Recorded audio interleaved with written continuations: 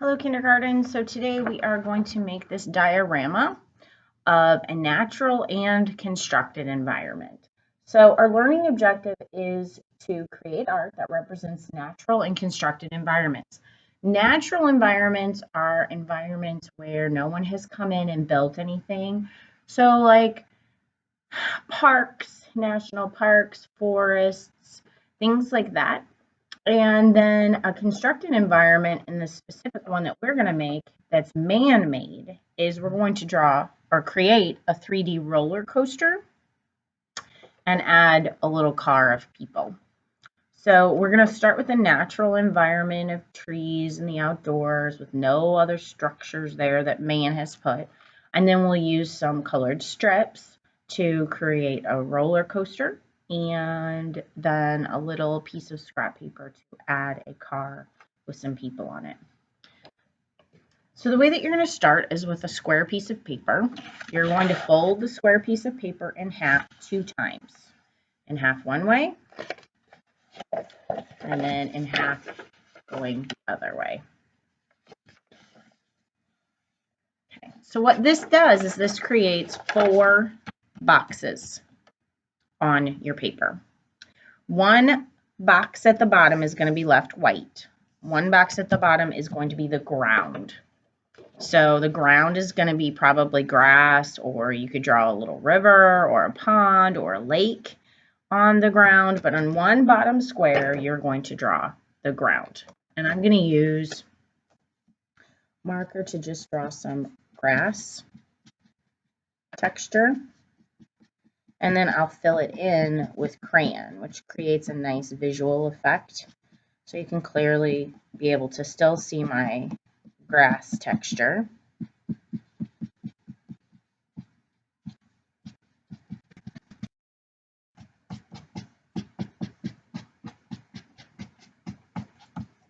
And then I'll go back with a crayon to fill in the rest solid with color.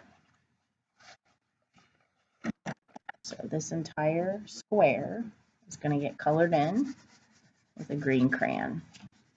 So see how when I'm coloring with the green crayon, you can still see the marker. Even though I'm taking the crayon and coloring right over the top, the marker still shows up and is still there, so we can see that texture. If we were to color the square in solid with green marker, there wouldn't be that texture of grass. It would just look like a flat green square. So we're going to add a little bit of texture by using the marker for grass and then using the crayon to fill in the solid green color. You need to do marker first because marker doesn't like to color over the top of crayon.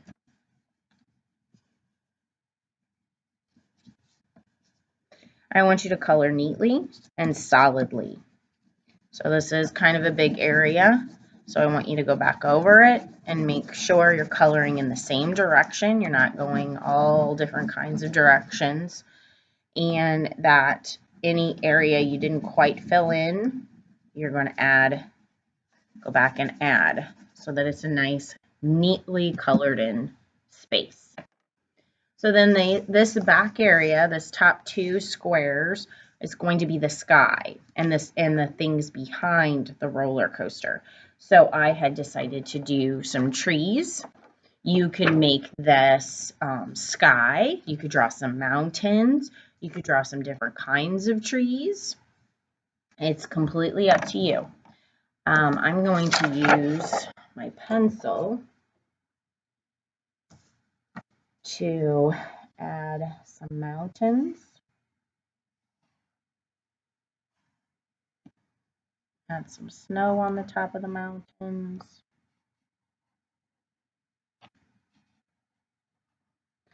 And then I'll add 1 or 2 trees. So these trees are going to be in the front of the mountains, so I need to erase the part of the mountain that's behind or inside the tree.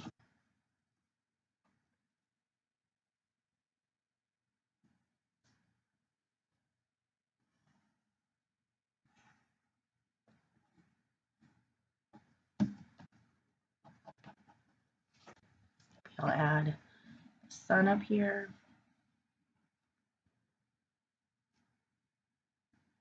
I think that's good. So now I'm going to use marker to outline the things I've drawn. So I want a brown tree trunk, so I'm going to outline that shape with brown. I want green trees, so I'm going to outline the outline shape of the green tree. I don't want you to use marker to color in the background. Just use it to outline. So before, when we would make art, we usually outline with black permanent markers. So we're changing things up when we're outlining with color.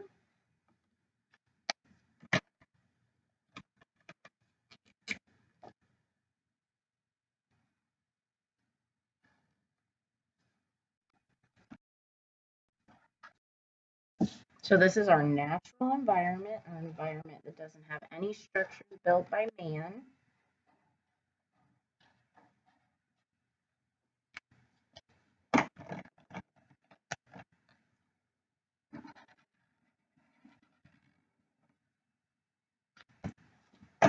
I'm going to try and erase this pencil up here where the sun is. It doesn't look very nice underneath the marker. Okay. All right, and then use crayon to color in this space completely and neatly. So the yellow sun, I need a blue sky. If you could do a nighttime scene, so it could be a black sky with stars and the moon. And again, I want you to color in solid. Try to color in the same direction, not color up and down and side to side and diagonal.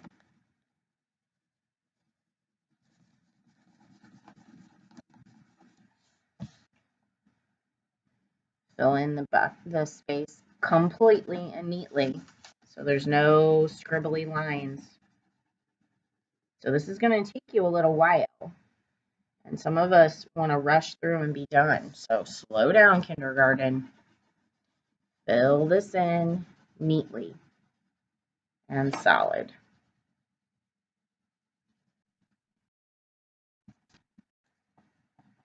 And I don't want you to leave a lot of white in your nature scene. I want you to color most of it in. Since I have snow-top mountains, I'm going to leave the tops of them white. And you don't have to color in this one square at the bottom, so I'm going to color across the top of that square and then up into the space where my mountain is. Notice how I'm coloring in the same direction, side to side, filling in nice and solid.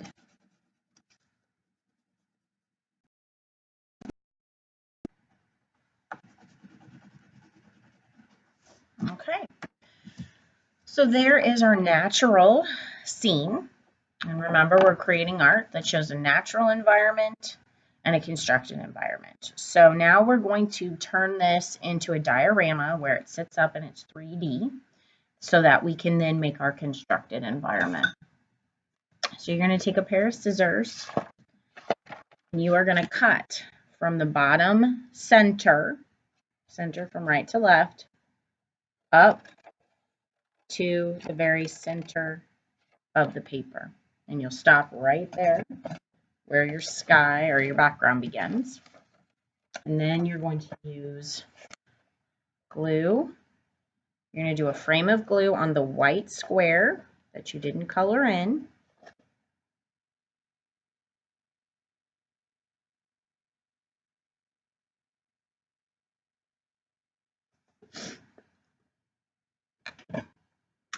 And then you simply pull the back up, lift up the grass, and turn. So you lift up the back, lift up the grass, and turn to overlap the white square. And you're going to hold this down until the glue gets sticky.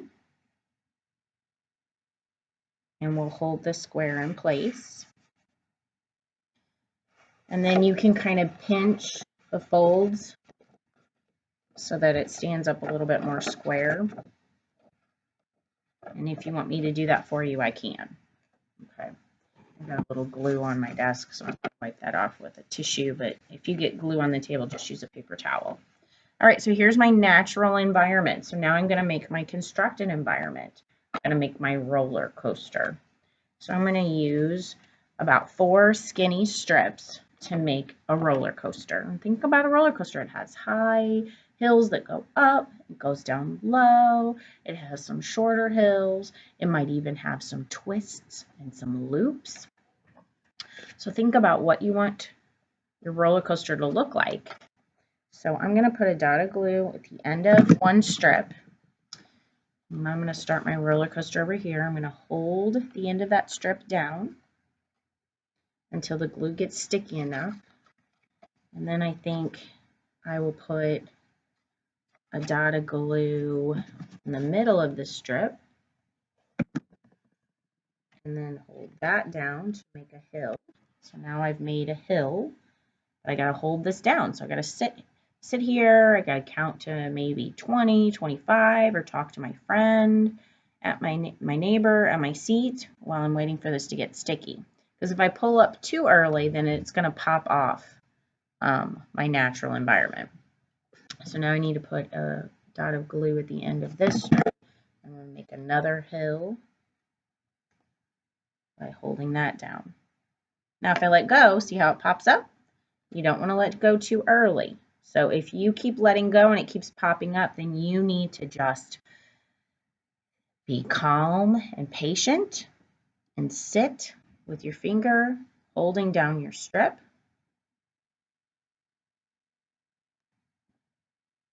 Until it gets stuck. And so it's staying stuck right now. So now I'm going to do a loop. So I need to twist, put a dot of glue on the end of each of my strip and put my loop here.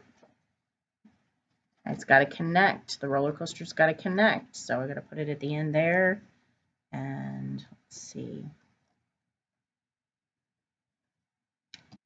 And then hold this down. So now I have a loop.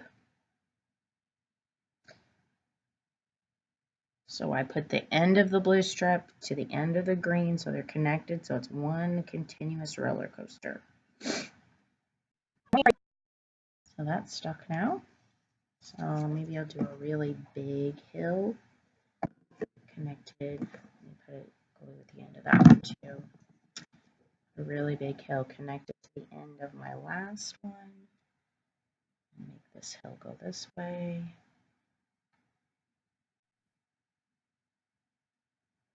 And you've just got to sit and hold it and count to 25. And then when you let go, if it pops up, like this part is popping up, then you need to count to 25 again.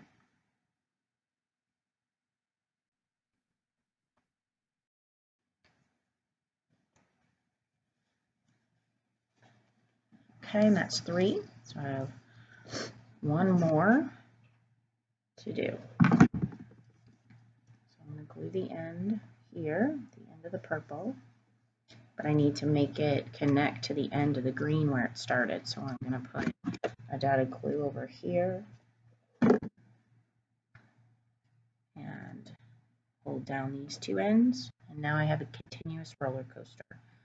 Each of my strips starts and ends at another strip.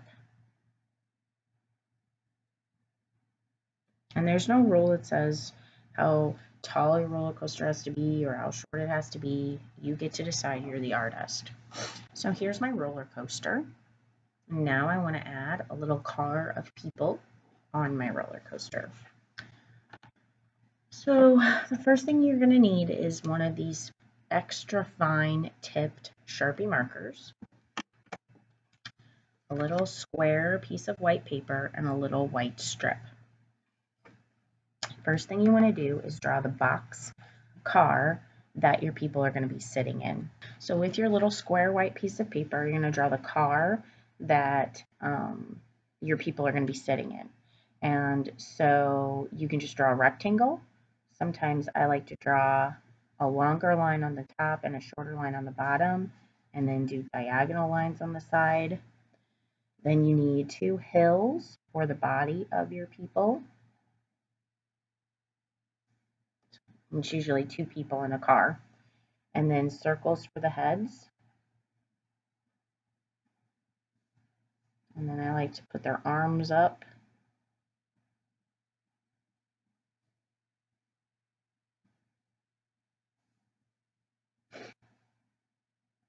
And their mouths open and their eyes really big because they're shocked. And then I usually make their hair flying because the wind is blowing their hair. And that's pretty simple. It's a pretty simple person. Then you're going to go back over it with this fine tip Sharpie so that we can see all the fine little details. If you use a regular Sharpie marker, a regular permanent marker, you lose the tiny little details because they kind of all bleed together because the marker is just simply too big.